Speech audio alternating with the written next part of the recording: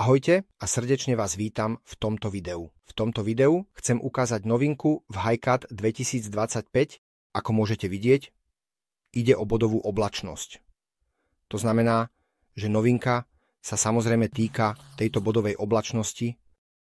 Teraz je možné, ak mám bodovú oblačnosť a chcem vygenerovať rez, že sa mi tiež bodová oblačnosť reže. To znamená, že chcem v tomto prípade urobiť rez cez schodisko. Tu si uložím svoj rez a ako príklad zadám svoju hĺbku pre svoj rez.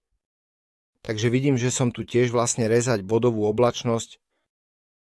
To znamená, že keď tu otočím túto bodovú oblačnosť, vidím tu aj priebeh svojho schodiska a kde boli zaznamenané moje body.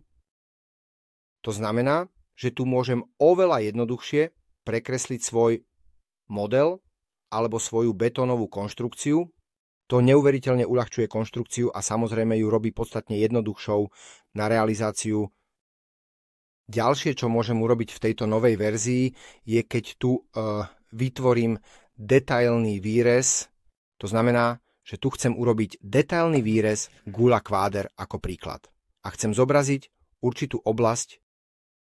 To znamená, že chcem ako príklad v tomto prípade zobraziť túto betónovú stenu. 2001 musí samozrejme stlačiť tlačidlo C, aby som mohol definovať alebo vybrať v bodovej oblačnosti. Kliknem na tento bod a ako obvykle ťahám svoj kváder, alebo sa samozrejme môžem prepnúť na svoju guľu.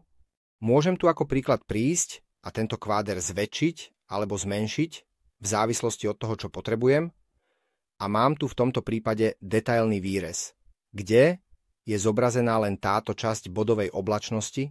Tu môže byť samozrejme konzola, alebo by som mohol nakresliť svoju betónovú konštrukciu a takto môžem oveľa lepšie zobraziť na liste a v rozložení pre svojho zákazníka, aby si mohli lepšie posúdiť a vidieť túto konštrukciu. To samozrejme predstavuje extrémny pokrok a tu môžem oveľa jednoduchšie zlepšiť svoje oblasti. V konštrukcii